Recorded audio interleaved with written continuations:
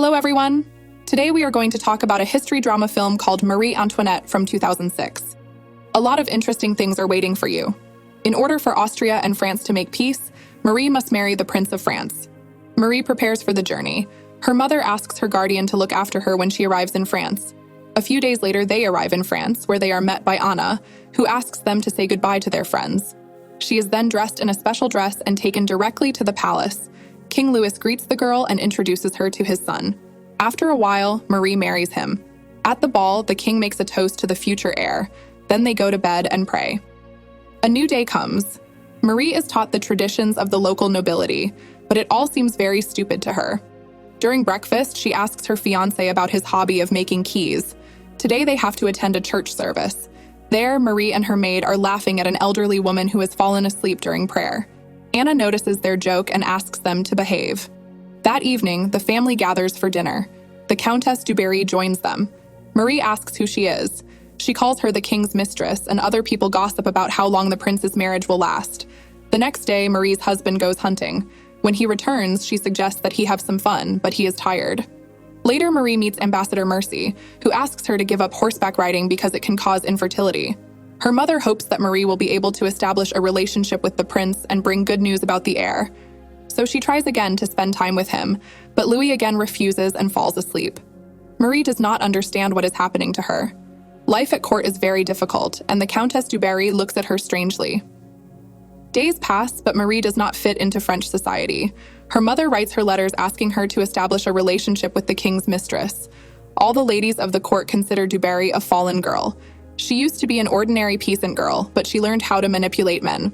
All the girls blatantly ignore du Barry, and Marie does not understand how to establish a relationship with a man. One day, Mercy tells her that du Barry wants to give her expensive diamonds. Marie replies that she does not want to be friends with her. Mercy reminds her that she must not lose the favor of the royal friend, so she must go to du Barry and say a few words.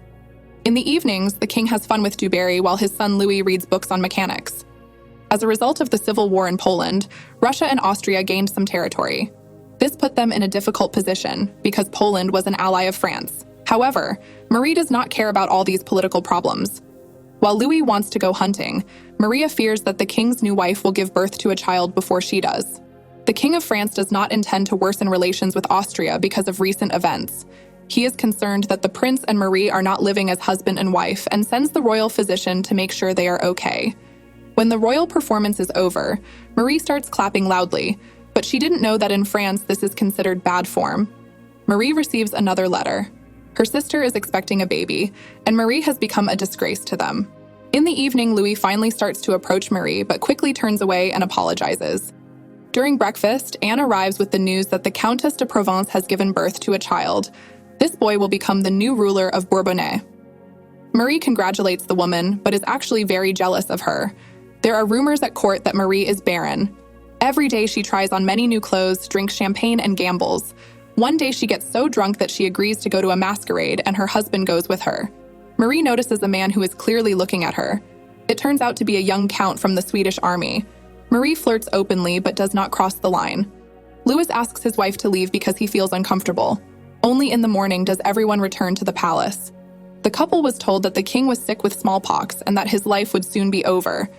The priest could not accept his confession because he had a mistress, so the king sent her away. When the king died, Louis began to prepare to take the throne.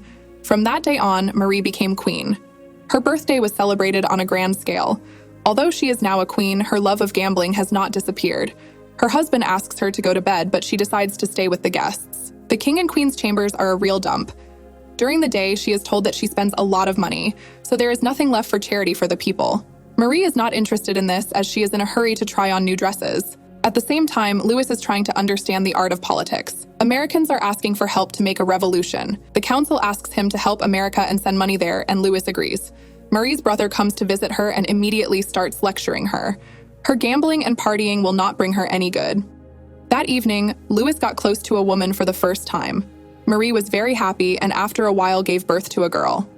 Although it was not a son, Louis was not going to leave Marie. She named the girl Thérèse and wanted to look after her daughter, but she was told that nannies would do it. The king gave Marie his own mansion, where she took a break from royal life. A few years later, Marie still lives in this mansion. Sometimes her friends come to visit her. The queen likes to take care of her own garden, but not everyone thinks that a queen should do such things. After a while, she performs in the theater. Usually queens do not do this, but her husband did not see anything wrong with it. The king came to the estate and invited Marie to a ball in honor of the military. Among them was Count Axel from the recent masquerade.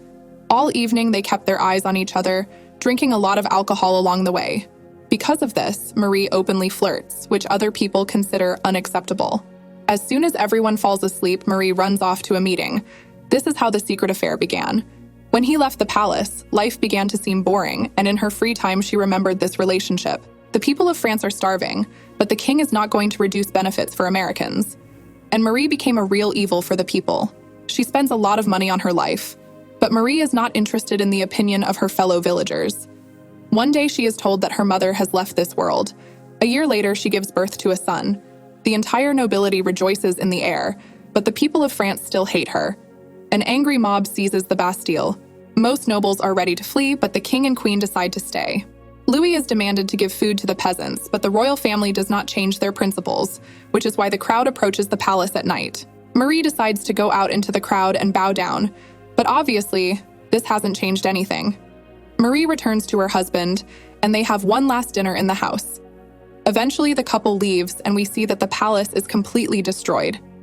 If you have watched the video so far, you should know that I'm happy to have viewers like you. Thank you for watching to the end. Subscribe to the channel and follow the news. OLEJA Recapped was with you. See you soon.